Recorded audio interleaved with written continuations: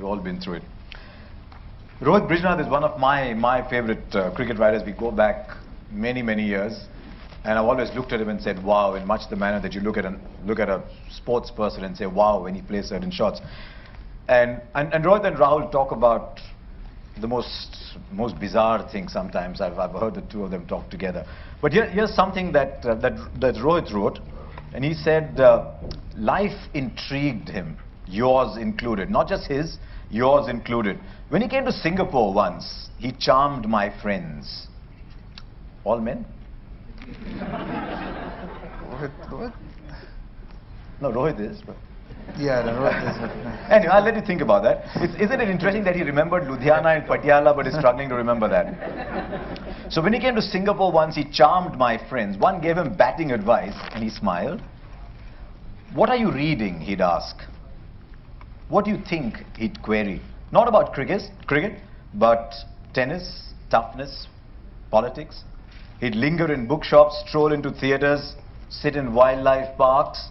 Cricket was not the be-all and end-all of life for you. I mean, or was this a way to escape? Yeah, it was a way to escape. I mean, I thought about cricket a lot, as we've just had 10 minutes discussing how much I thought about it. So, I needed some way to get out of that, bubble of mine. And I found in books and conversations with other people about other things, my release. It was my way of, I was a curious person, as you would see even in my cricket. And now that curiosity I needed to, and this was my release. I think the books and the conversations with other people. I like being challenged intellectually because, I always felt that was, that was interesting and always helped me learn something.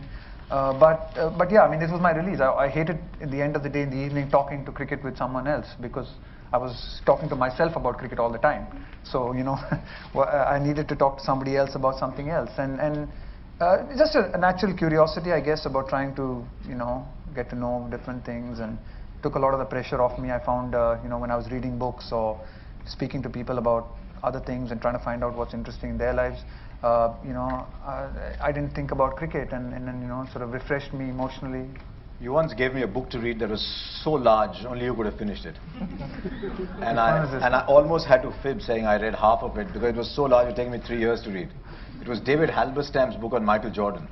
How could you not have read that in one sitting? What an amazing book. Now you know why he jumped on a half volley. And why the kind of book you read in one sitting, man. It's Halberstam was some people have to work harder for a living, Rahul. Yeah, this was 1998 or 99 maybe, Sri Lanka trip, one of my first tours as commentator. I don't read much.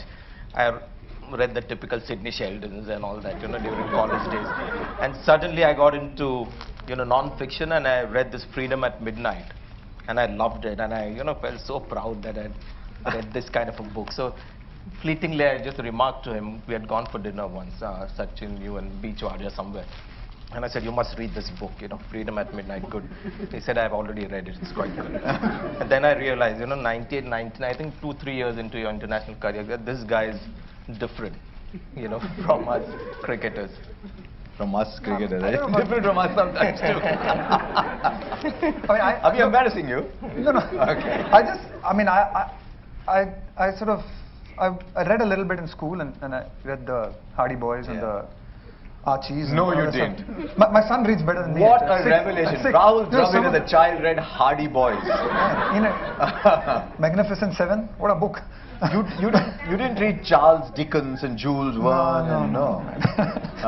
I think it was only in college, and when I sort of went to college, and I met my friends in college were actually people who didn't play the game, and none of us were attending too much class. I wasn't. But when you're sitting in the chai shop in front, or when you're sitting in the cycle stand, when you should be in class, and your friends are discussing these various books, and you start, okay, can you give me one? Or they'll say, why don't you read this? Maybe that's a great book. And and then you sort of pick that up in college. It was through college really that I started reading, and then and not for any other reason. I just found that then this reading, when I was on tours with the Karnataka Ranji Trophy team, was a great way for me to relax and switch off. And I've never been someone who's been able to watch the TV too much. I just find that even when I'm watching TV, I'm constantly thinking about cricket or batting or what's going to happen tomorrow. But with books, I found that I was able to escape from it. In case you become a journalist, you'll discover that the standard journalism practice is you ask 20 questions and then pick up one answer. So the answer of the day so far is you read Hardy Boys. Anyway, so here's